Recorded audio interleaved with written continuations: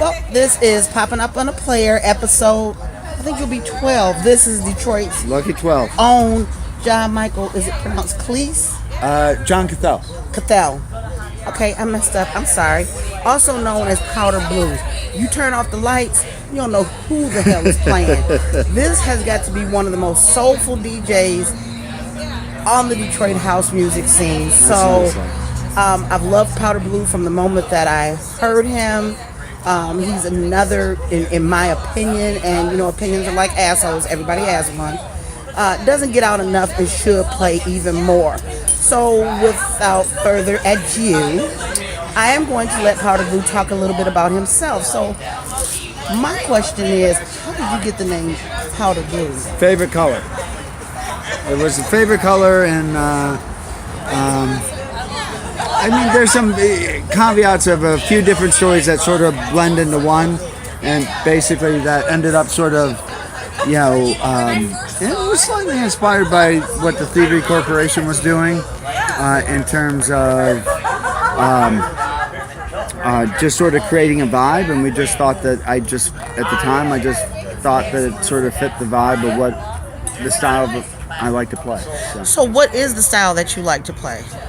It ranges, but it's certainly. I'm one of the, I'm old enough to have been through the, when you DJ'd, you played 8-hour parties, you played 9-hour parties as a single person, not like there's 8 DJs on the bill. So you basically carry the evening. So it would start out almost as a journey in the sense of you do dinner, you set the right groove, and you got the lounge cocktail thing going, and then you eventually shift gears, and So you tell a story. Yeah, it's the elevation of the evening without ever knowing that anything changed. Okay, so I'm gonna take a moment here and play the race card. Let me tell you something about Detroit DJs. We got the baddest white boys on the planet. They eat chicken and collard greens, and they got plenty of soul. And this one right here has more soul. And Todd Weston, I know I told you had a lot of soul, and you do, baby, you do. This gentleman right here, Powdrblu, got soul for days. Definitely soul for days. So, what would you say your favorite genre of house is to play? I mean, certainly people like Sarah Donovan and Nancy Gabor, they've sort of, they see me as sort of a, someone that does sort of the deep lounge sort of thing. Okay. It's just like, and certainly that certainly is a skill set in its own way, but I don't like to be pigeonholed to just like the opener, but, but I certainly like, I'm one of those weird DJs where I'd rather play early than late because you're setting the rhythm. You're setting the tone, so you like to set the mood. So in other words, you're really good at love making. Now, not in the sense of making sexual love, but physical love on the dance floor, the craft, the music, all of the above. So and that's kind of how I look at you. And I'm sorry, Mrs. Cathell. I like when your husband makes love to me. I do. I like it when he makes love to me. And you do that to a lot of people. And how long have you been DJing? I started DJing 7th grade dances at school in junior high school. What high school did you go to? Junior high, I went to St. Mary's in Mount Clemens. It was like this, private Catholic school. And then I went to Mount Clemens High for a little bit. And so you way up, what is that, 94, 96? Yeah. Okay, because I'm one of those Detroiters that doesn't know the difference between 94 and 96. Whatever. Sure. I'm learning. Right. I'm learning. And you're here now. And if you had to say, what is the Detroit house scene missing?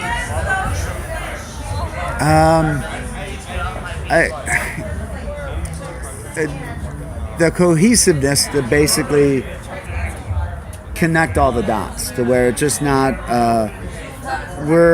We've always been a city that likes to segregate itself. Whites over here, blacks over there.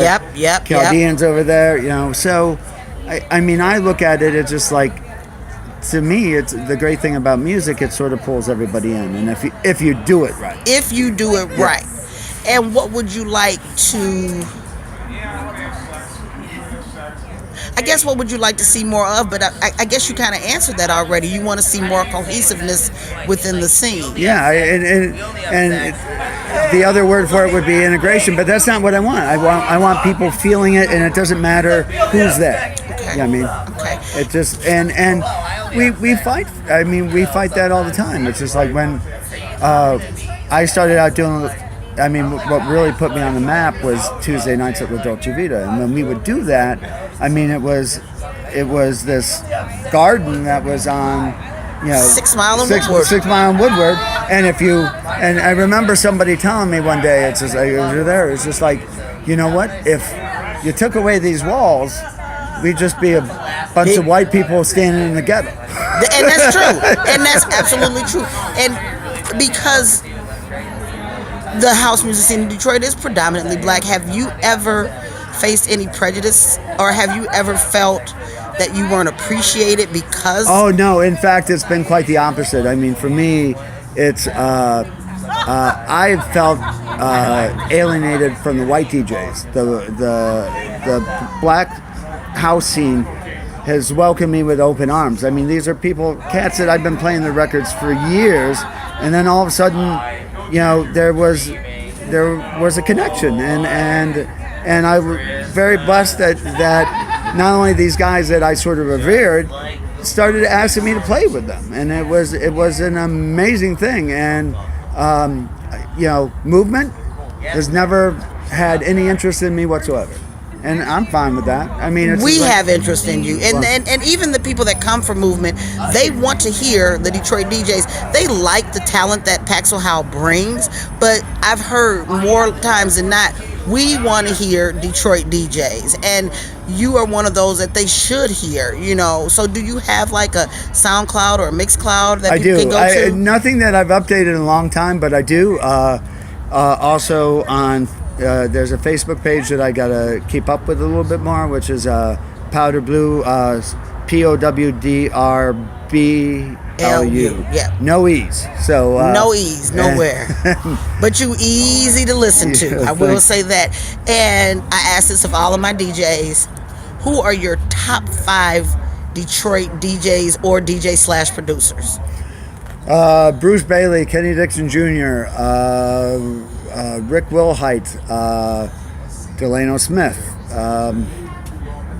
and I know it's on the spot thing, so let me think about it for a second. I'm going to come up with it. My 5th one. It should be easier for me, but I'm thinking of guys that I interact with, and and have interacted.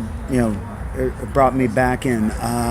And Daniel Andreas I like a lot. I do like Daniel Andreas. I really, and he's a nice person, And not to say that the other guys that you mentioned aren't nice people, because they are. But Daniel Andreas he's a very, very nice cat. And he's very good. He is very good. And I like the niceties of people. And is there a go-to track that you like to play no matter where you are? Is your signature track that you play?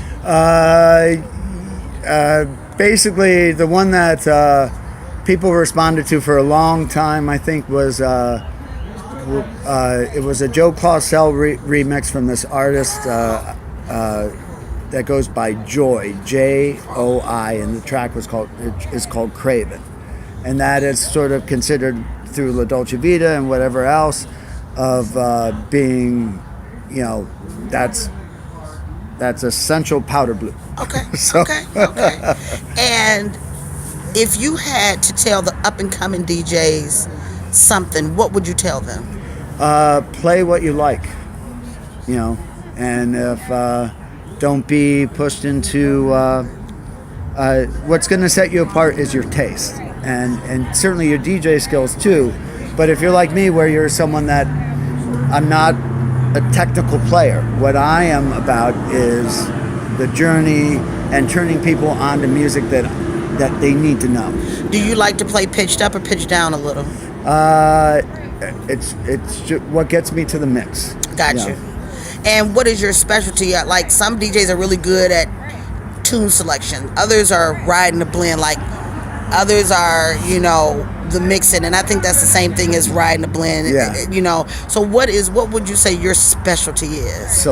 Selection tunes. I would say that too. I really would. So we got a couple more DJs that we want to interview tonight, but I definitely wanted to get Powdrblu on. Again, he is somebody you definitely, if you don't know him, you need to know him. If you see he's playing out, I definitely highly recommend that you listen, you go, you hear what he has to say. He's going to take you on a journey, and I think that's what I like most about Powder is he takes you on a journey, and he does make love to you. He really does. He on the dance floor. You the Hugh Hefner. you are, yeah. He's a pimp. So I love it when pretty women tell me that stuff. oh, thank you. I don't have on no makeup or nothing. Thank you. You just made me feel good. Oh, Well, this has been me and Powdrblu, also known as John Cathell. Cathell. Richard John Cathell, but You know what? I'm John another Michael name. Cleese is somebody else. yes. He is, and I'm sorry. I didn't. Y'all don't all look alike. Well, I think we do. No, he's bigger. He's bigger. Well, I was bigger. I was 50 pounds a year ago today. Well, So, congratulations. yeah, thanks, baby. Tell me your secret, because I could stand to lose a few lbs too. But I got a good trainer. Well, see, that's what it takes. Diet and training. All right. Well, again, thank you so much for being on Popping Up on a Player, episode number 12. And I always get hugs and kisses from my DJs. Mwah. Thank you for taking the time to speak with me. Oh, thanks for And- taking the interest. Well, I've always had an interest in you. Always. Thank you guys so much for tuning in, and y'all have a good one. Catch us in traffic. Good night.